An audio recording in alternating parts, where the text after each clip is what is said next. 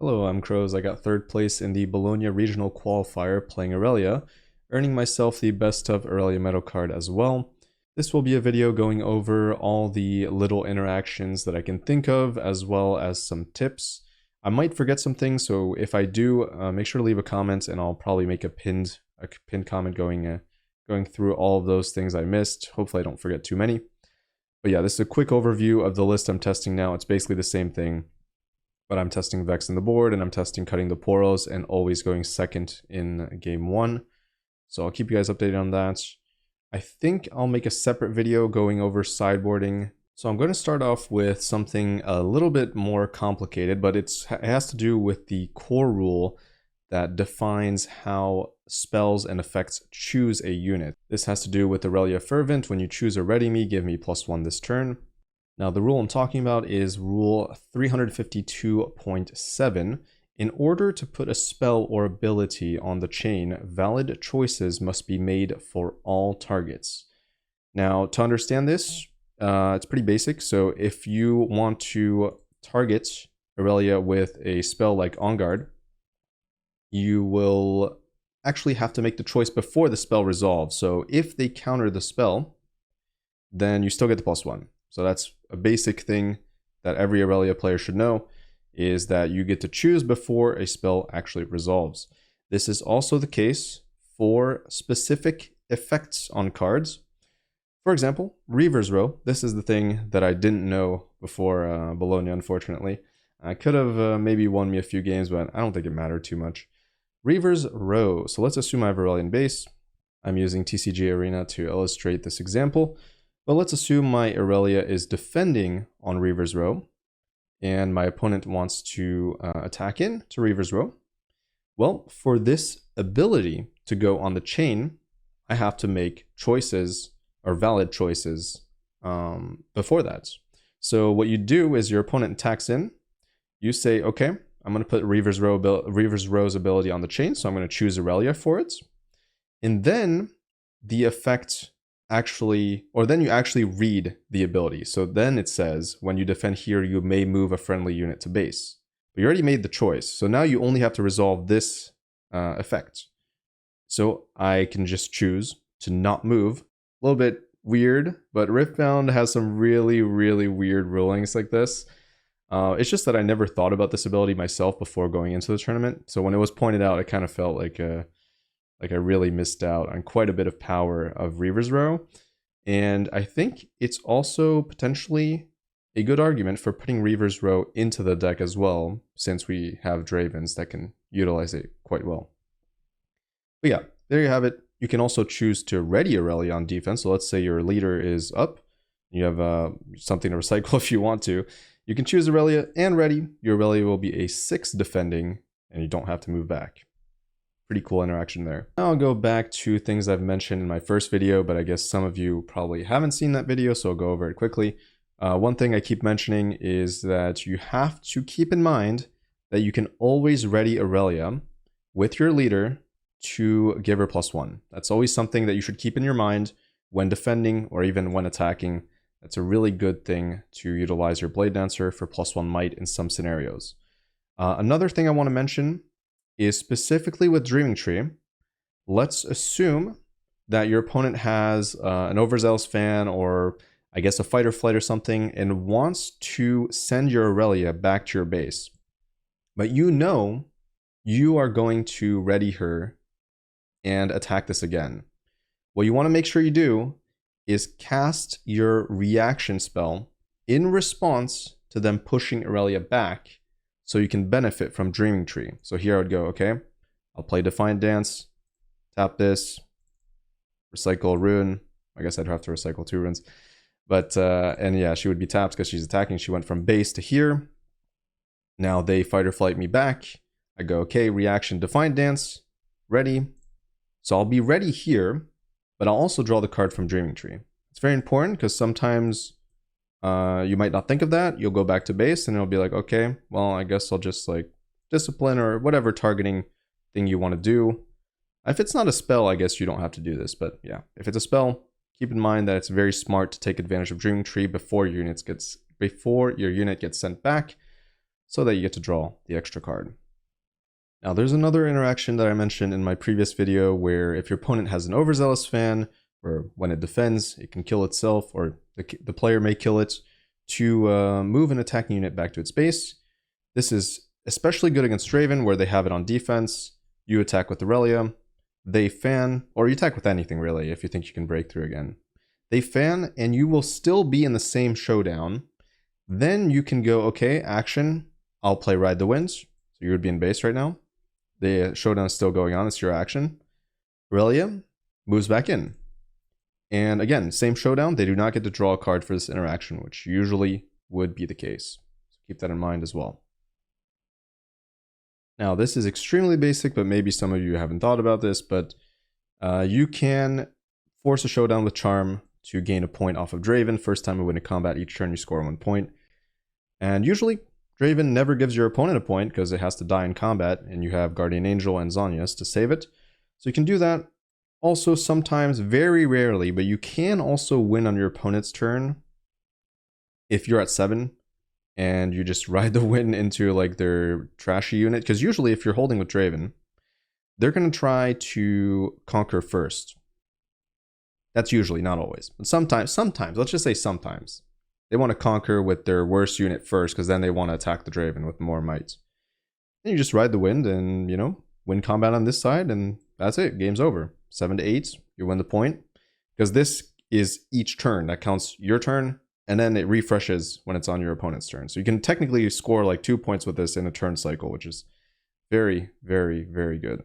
A very rare situation. Otherwise, ride the winding on your opponent's turn is just generally very good if you have Irelia, because you can just win an extra point and go back on even. Like if you're not going 2, 4, 6, 8, you might want to really heavily consider moving from like 3 to 4 points on your opponent's turn, then holding to 5, then going to 6, you know, something like that.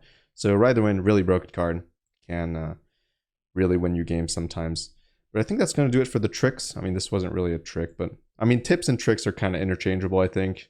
But now I'll be moving more towards the tips. I think that's all the small interactions I wanted to talk about. There aren't that many, but they're good to know.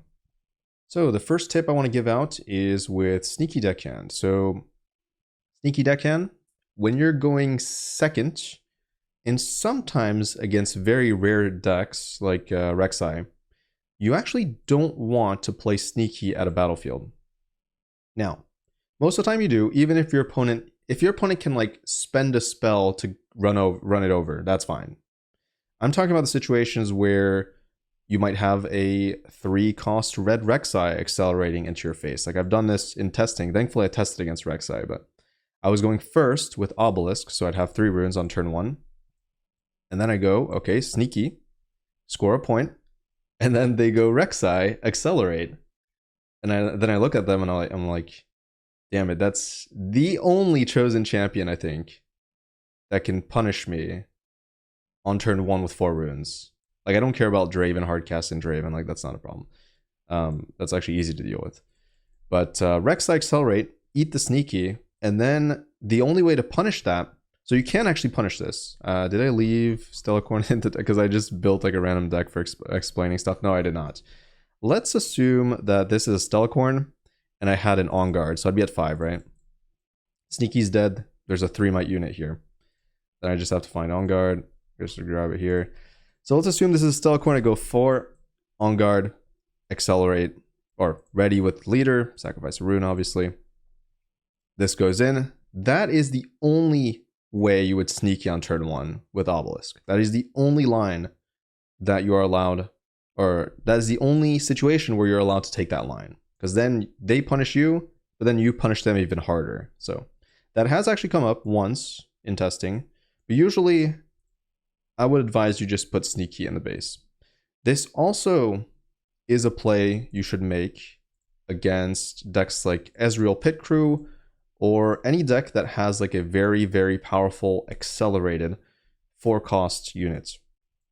Anyways, keep that in mind. Sneaky does not have to be played to a battlefield to be good. It's just a unit sometimes, and that's all you need. Another tip I would give is if you are playing against a purple deck, let's say this back in my hand, you really heavily want to consider hiding a fight or flight. So fight or flight, if you hide it, becomes a reaction. And this is important for two main reasons. One is for rebuke, which if they rebuke you, you can react with fight or flight, move back to base. Do I have a rebuke in the deck? I think I do. But yeah, you guys know what rebuke says, right? But it is action speed. So they'll cast it, you'll react with fight or flight, your unit will go back to base, and the spell will fizzle because it is no longer, the unit is no longer at a battlefield. So that's important. And then there's also Bryn here. This is more important when you have like a Draven hidden, because sometimes Irelia, you're like, okay, they Bryn here, but it has like a Guardian Angel on it, and it has like there's a Zhonya's hidden, maybe I just reveal that. But sometimes you don't really care about their Bryn here if they don't have enough might anyways. You might have to like use a discipline or maybe nothing, honestly. But in some situations, you do want to hide fight or flight for Bryn here, because then when they do it, you go, okay, react to the trigger, fight or flight my unit back to base, and that pretty much bricks their Bryn here. Now, sometimes you can't do this because they're at 6, then you don't really care. I guess you would still hide fight or flight probably for energy efficiency, but that's a different situation. So yeah, playing around Bryn here, playing around just generally battlefield targeting interaction. Like this can happen in yellow as well to counteract things like the drag under 5 cost destroy unit at a battlefield. Sometimes even hidden blade is something you might want to dodge. Not always, because you know drawing 2 is pretty good, but sometimes. So hiding fight or flight, very good. Usually I do that when I have Stellacorn on the battlefield. Not sure why I got the Stellacorn from this example deck, but it is what it is. Now let's go into general play patterns. Let's say these are the battlefields. I'm against Draven or something. They play Treasure Hunter, and I have Sneaky Deck now. So I didn't show Mulligans, but we'll do that after. Actually, should I do that before? Nah, let's do that after. So I'm basically always looking for Sneaky Deckhand. So I'd go Sneaky Deckhand here. Honestly, they probably can't go over it. If they use Axe to go over it, that's fine. They'll go here. But yeah, Sneaky Deckhand, probably your best turn 1 play, always. Now comes turn 2. Either way, if this holds or doesn't hold, I will actually consider slamming Irelia against Draven. It is a possibility. Now, when does this happen? I'll show you the exact situation. It is when you have Draven in your hands. So, if you open with Sneaky, you can consider slamming Irelia even though you didn't have a GA to protect it or you don't have a Zhonya's, and then you pull back the Sneaky potentially if it lives. This is a totally fine board, honestly. And then if it dies to Falling Star, they're gonna brick like, I think they have to brick at least 3 runes because they might have like a Treasure Hunter treasure or something. So they'll be down 3 runes, and I just slam Draven and have like 1 up to protect it from another Falling Star. That's totally fine. And in most cases, even if I don't have the spell, I do have to slam Draven at that point. But if Irelia lives, then you're good to go. So very high or low risk, extremely high reward for this play if you have backup. If you don't have backup, then you might have to spend a turn, assuming this lives. You might have to spend a turn developing like boots or something. Okay, I'll just grab boots. And maybe you're lucky enough to have like boots plus Guardian Angel, and then you're in a great spot. Next turn you can accelerate, potentially even ready the so you'd equip boots. You'd be on 7 runes. You play Irelia, so you're down 5. Then you spend a power, equip boots. Let's say I have GA. There it is. So GA on the board. And I don't know. Let's assume this is not here, for example. Yep, so accelerated Irelia here, conquer. You always take over the weaker battlefield. Oh, this is very important. I almost forgot I was going to mention this. So you have to really think about what battlefield you want to end your turn on. This is extremely important. As I mentioned, I really want to hold with this deck, and this is my general playstyle. So I want to end my turn with Irelia on the battlefield that benefits me the most, and or that benefits my opponent the most. So I don't want them going to that battlefield. Or if they want to go, they have to really commit. So here, for example, I'd probably want to end on Reaver's Row. Reason is they can abuse, usually Draven can abuse Reaver's Row a lot more than we can. And in this case, knowing the Reaver's Row ruling, you even get +1 on Irelia on defense. So I'd go here. Then I'd maybe even consider spending an energy to ready my leader. This will probably not be much of a play, or very often.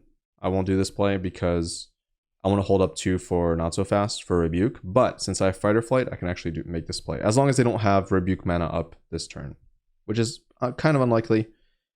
But yeah, I could theoretically do this, equip, or no, I would ready it.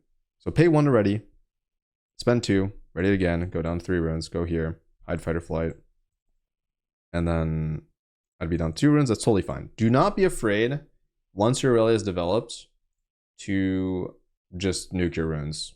Obviously, there are limits. Try to stay on somewhat even numbers. Like, don't go below 2, I think. That's really rough, but starting the turn at 4 is totally fine. Like, this deck has a lot to do on 4, so not a problem. Honestly, this play I showcased, probably wouldn't do it very often because I'd much rather just hold up the not so fast. So I'd probably just go on either battlefield, whatever one's safer, and just conquer, hold up Fight or Flight. That's it. So probably just equip the Guardian Angel. Maybe equip boots as well if you think you need the stats. But yeah, it was just an example of like showcasing if you wanted to take both battlefields and on the one that you want to stay at. That benefits your opponent at least and benefits you the most. Again, to recap, if you have opening hand Sneaky, you can Sneaky on battlefield, then slam Irelia if you have Draven. Otherwise, try to develop. If your Sneaky survives, you can even try to hold with Sneaky, hold up a bunch of buffs. If you have no gear, which usually doesn't happen, let's assume I have no gear. I just go like, let's say I have no Draven either. I'm on 5, I untap this held. I could even do like, nah, I wouldn't want to break runes in this turn, so if I'm afraid of my Irelia getting nuked and I have no way to protect her, I'd probably just pass here. Stay on Reaver's Row, or if I'm here, stay here. Maybe Fight or Flight my opponent's unit away when they attack Sneaky. Who cares? Just spend a little bit, draw some cards maybe, make my opponent do some moves, and then bring out Irelia on 7, hold this up, probably pull the deckhand back if it's not dead. And that's like a general breakdown. Now, if we're going first on 2 runes, this is where things get a little bit tricky because my deck does not have many plays on turn 1. But maybe yours does, because this will not just apply to my Irelia deck. This will apply to pretty much all Irelia decks. But on 2, you're going to be hard mulliganing for something to play, always. You're always going to be looking for something to play. Ideally, you find something. If you don't, maybe try to find Fight or Flight, because if they have something to accelerate, which is rare, or if they have a Sneaky, maybe you'd use it, deny them a point. I think you definitely would, actually. I'm trying to think. Let's say they go 3, they go Sneaky. Do I play Fight or Flight? Or do I just play Sneaky? No, I would Fight or Flight it, yeah. I would Fight or Flight it 100%. Then I do my own Sneaky, and then if they want to commit into it, I just spend a spell on guard. This would be turn 2. Tap for 3. Fight it out a little bit. I lose my Sneaky. Whatever. Develop Irelia. It's probably fine. Something like that. That's in the mirror, for example. But otherwise, you're kind of okay passing turn 1 because then they usually go a little bit slower. Well, compared to them going first, right? They're going to be going slower. And then on the second turn, you'd be looking for a hard cast Stellacorn. I put them back in the deck. They should be here somewhere. Yep. So on 4, you'd be looking for Stellacorn. Or, so this, or Sneaky plus hold up a buff. Or just Sneaky on Reaver's Row, for example, if they haven't taken it, which they probably... No, they haven't, because they played their first turn. They probably can't accelerate. You can Sneaky. Yeah, sure. So you could do this. Go on Reaver's Row. You could hardcast Stellacorn, or you could develop Boots of Swiftness for Irelia next turn. All great plays. If I had the choice, I think I would slam Stellacorn every time. I think this is by far the best thing you can do on turn 2. If it lives, game kind of ends. I'm not going to lie, this card's broken. So there you have it. So 2, 4, and then on 6, you'd go... probably this and hold up like Defy or not Defy. Yeah, you hold up Defy, On Guard, Defy, and Dance. So you'd be tapped like this. I don't know if you have a creature in play or not. That's the question. If you have Stellacorn, you'd probably go like attack here, hide fight or flight. And then you just hold, you break this. You hold up the 1 to protect Irelia from any damaged spells in base. Cannot die. One thing to keep in mind is, this is very important. You can catch a lot of players with this. People will think that if they have Singularity plus Stupefy, they can catch Irelia, or even like Falling Star Stupefy. Because you only have 1 up, right? Now, sometimes it doesn't work because you can just defy Stupefy, but sometimes they'll go for it. Most of the time, they'll go for it, actually, because it's a bad matchup. Like for if they're playing Kaisa. They'll go for it. Make sure, if you don't have Defy... No, actually, no. If you have Defy, it dies. I'm dumb. No, if you have Defy, it just dies because you can't protect it. Okay. So they'll be like, okay, I have 7 runes. I will Singularity plus Stupefy, which will effectively do 7 damage to Irelia. And if they try to buff it, it can only go to 7. Well, that's not true. You can actually ready Irelia and go to 8. So again, going back to the leader giving Irelia +1. So this is huge, can break some math in people's heads. A lot of people will forget about this. They'll think you can only go to 7. And you can go to 8 for the cost. The measly cost of 1 rune sometimes doesn't really work in your favor too much because, well, it's still in your favor, but sometimes you'll have to use Defiant Dance and Ready, which will break 2 runes. That can be a little bit hefty, but again, as long as Irelia survives and you're like above 4 runes, you're in a superb position. Like it's fantastic. So always think about that. I really like being on 6 runes with this deck with Irelia. So if you have 6 open, that's so damn good with this deck. It's crazy. You can do so much. 4 is a little bit more restrictive, unless you already have boots on the field. This deck has so many different scenarios to go through. It's kind of hard for me to like go over them all. So hopefully this is at least a little bit helpful. This would be like kind of a God curve. Let's say here's the God curve. Let me find it right now.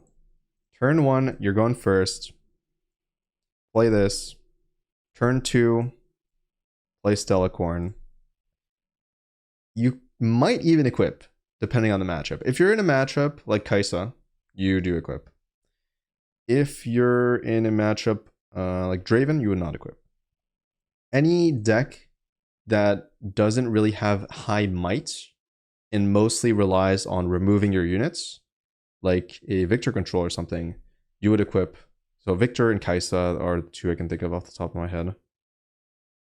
You might even do it against Ezreal. I haven't tested enough to say for sure.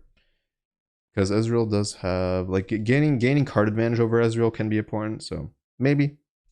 But against Draven, you would not do this. So you not equip, untap on 6 runes, play Irelia. Consider, so this would probably move, let's just say, I mean, if they have Reaver's Row, even better. Like if it's not defended. You just go there, sit on it, retreat when they attack. Otherwise, go other side. If you have fight or flight, hide it. Consider equipping and readying Irelia first. Then you think about it for a bit. And most of the time, the answer is going to be no, but you might as well just equip it now. Leave Irelia in base. This will be hidden. And then you untop next turn, and you have so many different lines that can wreck your opponent. It's crazy. So there you have it for going first. If you get lucky, that's kind of unstoppable. If you open something like this kind of hand, these 2 cards, opening hand, absolutely devastating against most opponents. Okay, let's move on to Mulligans. I found it easier to do it on TCG Arena, so we're going to do it here. And basically, what we're looking for is almost always sneaky deck hand. Almost always.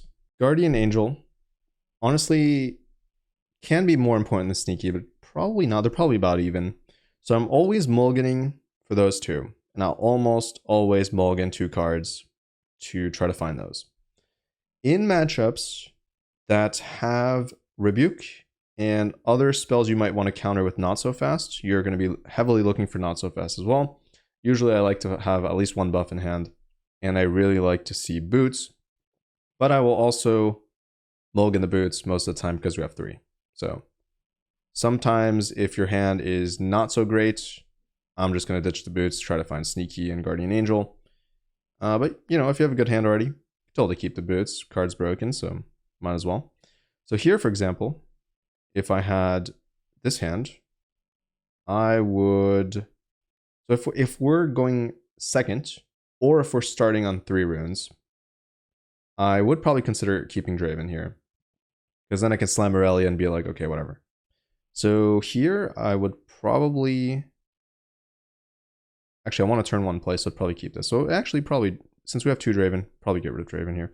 So I'd go Draven out and On Guard or Defy. So this really depends on, again, what matchup you're playing against. Some matchups, Defy is going to be God tier in. So against Miracle, you probably want to keep Defy because you want to defy their called shots.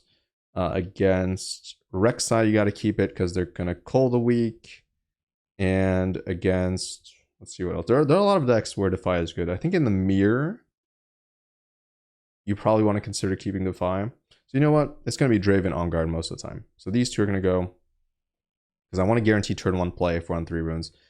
If we're not on 3 runes, let's say we're on 4 runes, I think I would still make the same choice. I guess this does not matter whether we're going, whether we're starting on 2, 3, or 4 runes. I think I'd make the same choice every time. Just to have an early play, a guaranteed impactful spell. Again, if this is not relevant in the matchup, keep On Guard, totally fine. And yeah, you don't really want to see 2 Dravens in your game, so usually you can put Draven at the bottom unless your curve's looking really good. So like if I had Sneaky instead of this, I'd probably keep the Draven. Just get rid of these 2. And just go for like a very heavy aggro creature curve. This is a weird one. Okay. Pretty easily. Fight or flight. Ouch. Ride the wind out. Okay, this is actually pretty simple, I think. I want to keep the 2 buffs. They're the most impactful early game plays.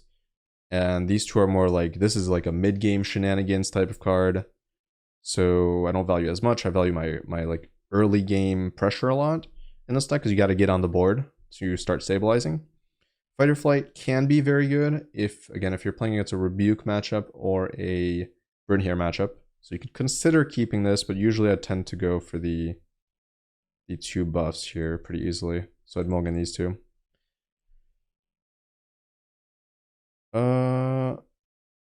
This is pretty easy as well. So actually, this really depends if you're going 3-5. If you're going 3-5, yeah, I'd still keep this. So I'd probably want like right now this hand has no play, so I'd probably keep the Steelcorn. If we're going 2-4, always keep Steelcorn.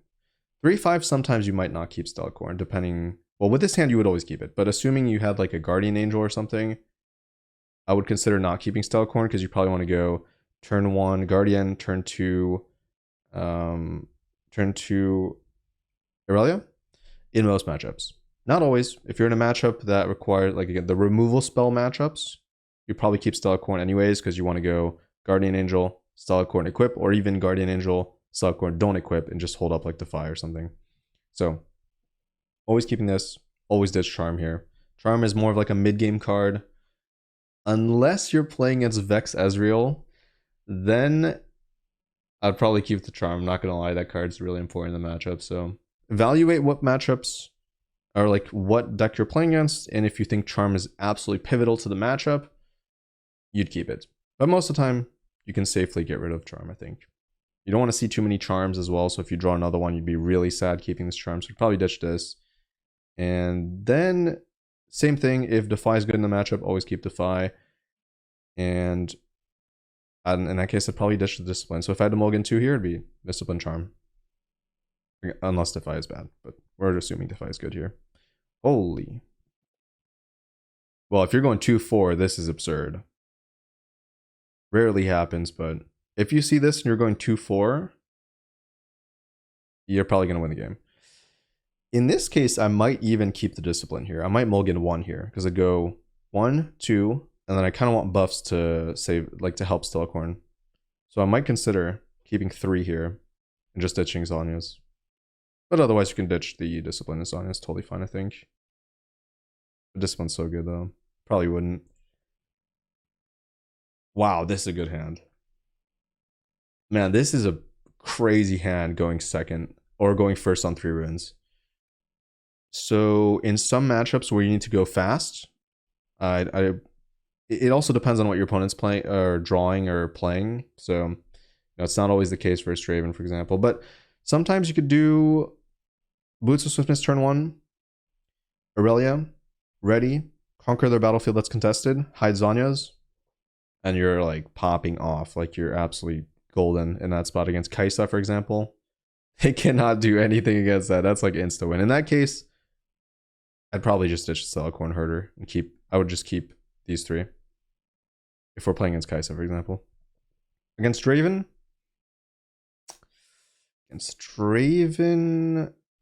I wouldn't really want to open with Boots on 3. Because they can Falling Star Irelia if she's at 6, so it's probably not good. So what I would do is probably ditch the Boots. I just open the Zanyas. Turn to Irelia, probably. Yep. I'd probably ditch Celicorn then. Maybe. Yeah, I would. I have no buffs, so I can't really... Yeah, no. So I'd probably do the Zanyas into Irelia. And then I'd probably want the Boots. Probably ditch Stellum. Keep the Boots so I can do untap, conquer 1, Boots, go to the other, hold up not so fast. Sounds so good. So that's that for that one. Pretty simple one if we're going second and first. I guess it doesn't matter. If we're on 2 runes, 3 runes, or 4 runes here, I think the keep is the same. It's probably just ditch Charm and Defy. Unless Defy is... unless you're against a yellow Cold Weak deck. If you're against a Cold Weak deck, I'd ditch Defiant Dance. If you're against Miracle Draven, I'd probably ditch Defiant Dance as well. Again, it's very contextual on the Defy, essentially, whether or not you keep this card. But these 2, or these 2, are what I'm going to keep. And if you're against Vex Ezreal, probably these 2. Actually, wait, against Vex Ezreal? I'd probably keep these 3. And maybe ditch Defiant... Yeah, I'd probably ditch Defiant Dance, searching for like another Charm or something. Or another Defy. Yeah, I would. So I'd keep these 3. Ditch this. Open with Boots. Turn to Irelia Equip. It's so risky though. If I go Irelia Equip and they go Smokescreen Bellows Breath, I'm just gone. See, that's the tricky thing about Ezreal, is it costs them so many runes to kill your Aurelian base with Boots equipped, but they can do it. And it's very difficult to play around because it's a 2-card combo. And if it's specifically the repeat -2/-2, they'd break even more runes. So I'd kind of be okay with that. What I'd be really looking for is another creature, essentially. So maybe in this case, what I would do is not keep the Charm if I'm going second here. I would go get rid of this and get rid of this. Because I'm digging for another creature. Or I ditch it's possible I ditch the Boots as well. I could do like this. I could see these 2. Keep the Charm for Vex. The Charming Vex is only good, I think, if you're going fast. So maybe I just ditch a Charm, actually. Very tough. The matchup is very difficult because if they don't open Vex, then I don't care that much about the Charm. Actually, grabbing their Ezreal is huge. Yeah, I would always keep the Charm. Never mind. It's too good. Okay, so this is for sure. I think Defy is for sure as well. So these 2 are locked in, and honestly, I'd probably Mulligan 2 here. I'd probably go like goodbye Boots, goodbye Defiant Dance. Just search for a creature or protection with the Zanyas or Guardian Angel. We'll do one more. Okay, this is pretty interesting, actually. So on 3 runes start, I would... it's a pretty interesting one, actually. If my opponent can kill Sneaky... It's really interesting. I think this would be just ditch Hourglass Zonya's... Or, no, Hourglass and Zonya's the same card. Ditch Hourglass and Ride the Wind, I think. I just go Sneaky turn 1, it dies. Telecorn turn 2. It's probably gonna die. And just Irelia or something. Definitely can keep Zhonya's. Definitely can keep Zhonya's here. But I think you'd more so be searching for like an on guard or something to potentially either accelerate this or protect it on the next turn. Just kind of play around Hoarder for a bit. You could also keep Deckhand and keep Ride the Wind. I think that's like somewhat reasonable in some matchups. I can't really think of which ones it would be, but like Kaisa maybe. No, against Kaisa I'd keep Hourglass. I guess against Kaisa, I would keep Hourglass. And I might just not open the Sneaky. I might just go Hourglass into Irelia. So then I'd cut these two probably. Just hold Ride the Wind. So Ride the Wind's so good against Kaisa. It's so crazy how good it is. Like they cannot interact with it. This is like a free point. A free point and kill spell, basically, on their turn. They attack in, Ride the Wind, GG. So probably these two against Kaisa. Otherwise, what did I say again? It was like get rid of Stellacorn, get rid of Zhonya's or something. No, get rid of. No, it was these two. Yeah, probably these two. Some matchups you just want creatures. Some matchups you might want to do like Sneaky into Stella and to like take it kind of slow. That's what I said, right? No, that's what I said. What am I? What am I talking about? That's exactly what I said. I'd be keeping these two. But yeah, some matchups maybe you keep the Hourglass instead of Stellacorn. Depends, because you're going second. We're assuming, in most of these hands, I'm assuming I'm going second, so we don't really have the tempo luxury of playing Stellacorn Herder on turn 2 when my opponent's going into turn 3. So, yeah, in slower matchups, you keep this. In faster matchups, kind of just want to get on the board. So, yeah. Anyways, that's going to do it for the video. Hopefully, it wasn't too rambly. I'm sure it was, but it is what it is. That's just too many things to talk about. And I like talking about card games in general. But yeah, hopefully this was helpful. If it was, you can leave a like. It would really help out the video. And of course, you can subscribe to the channel as well to see more from me. Either way, thanks for watching. I'll see you in the next one. Bye.